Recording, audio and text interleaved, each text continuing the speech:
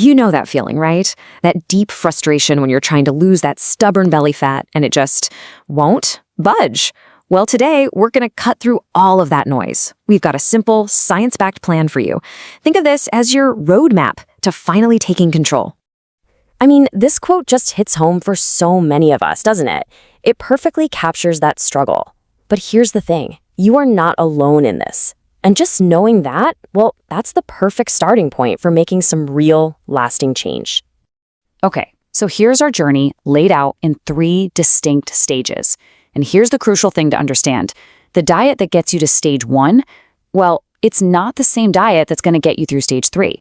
As you get leaner, your strategy has to change. It has to evolve. And that's exactly what we're going to break down. First up, we'll cover the big picture, the roadmap itself. Then we'll dive deep into each stage, one by one. And to wrap it all up, we'll talk about how to choose the right destination for your lifestyle. Let's get into it. So why do we even need stages? Well, the simple truth is your body has, let's call it a priority list for fat loss. You have to lose enough fat from other places, your arms, your legs, your face, before your body finally decides, okay, I guess it's time to start burning that stubborn belly fat. And this timeline lays it out perfectly. It doesn't matter where you're starting from, the real magic, the point where belly fat really starts to disappear, happens right around that 15% body fat mark. That's our first big target. That's stage 1. All right, let's dive into stage 1, the kickstart. And I've got good news for you. This is, physiologically speaking, the easiest part of the whole journey. Your hunger levels are pretty manageable, and your risk of losing muscle is at its lowest. To get to 15% body fat, we're only going to focus on 2 things. That's it, just 2, calories and protein. We're going to keep it super simple and super effective. First up, calories. And listen, you can forget all that stuff about cutting out carbs or sugar. The only thing that matters for fat loss is creating an energy deficit. This right here is the foundation for everything. It's non-negotiable. So how do you find your starting number? Easy. Just take your body weight in pounds and multiply it by a number between 11 and 13. If you're pretty active, go for the higher end. If you're less active, aim for the lower end. This will give you a fantastic daily calorie target to start with. Okay, now let's talk about a concept that is your absolute secret weapon against hunger: calorie density. It's all about picking foods that fill you up without costing you a ton of calories. You see, your stomach has these things called stretch receptors, and they tell your brain you're full based on the volume of food, not the number of calories. So more volume for fewer calories is the name of the game. And this is the perfect example of that. I mean, just look at this.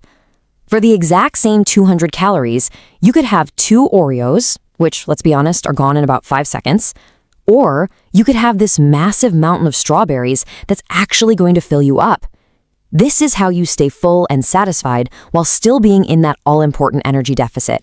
Now, the second pillar of stage 1 is protein. This is so critical because when you lose weight, you want to lose fat, right? Not your hard-earned muscle. Eating enough protein is the key to making sure your body keeps the muscle and burns the fat for fuel. So, how much do you need? Here are 2 really simple rules of thumb. If you're a heavier person, a great target is 1 gram of protein for every centimeter of your height. If you're on the lighter side, aim for at least 0.8 grams for every pound of your body weight. So you've done it. You made it to 15% body fat. First off, you should be proud. That's a huge accomplishment. But this is often where the progress slows down. This is where people hit a wall and get stuck. So let's talk about stage 2 and how to break right through that wall. So why does it stall? Why does something that was working perfectly suddenly just stop? It's not your fault, I promise. It's a completely normal biological response. As you get leaner, your body gets smarter. It's a survival mechanism, really. Your metabolism actually adapts and slows down to protect the fat it has left. So that calorie deficit you had in stage 1, it might not be a deficit anymore, even if you're eating the exact same way. It's frustrating, I know, but it's just physiology. And get this. There's another huge factor at play.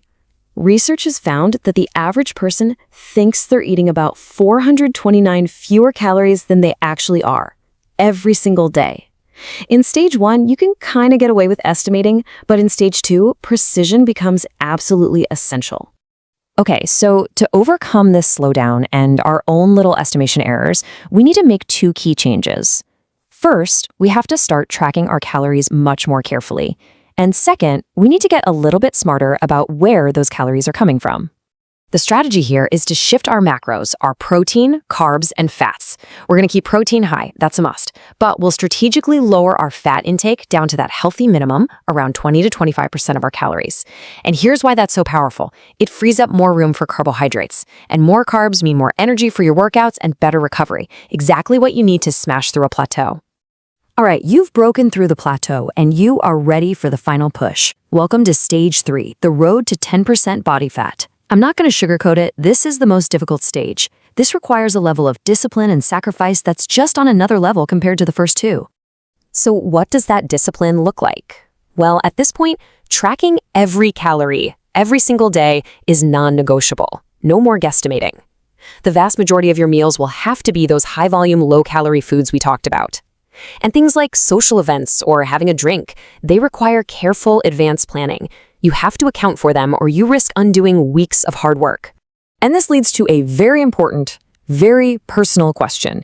Getting to this level of leanness is absolutely possible, but you have to be honest with yourself and ask, are the sacrifices required worth it for the life you want to live? Which brings us to our final stop. After all this hard work, where do you want to end up? This is all about choosing your destination.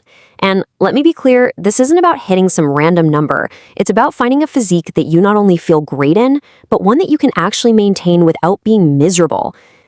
You know, for most people, landing somewhere between 12 and 15% body fat is the sweet spot. It's sustainable, it's healthy, it's practical, and you look fantastic. Pushing for sub 10% will give you that extra definition for sure, but it comes with some major sacrifices that can impact your energy, your strength, and your social life. In the end, consistency is everything. So the real question to leave you with is this: which destination allows you to be consistent for the long run?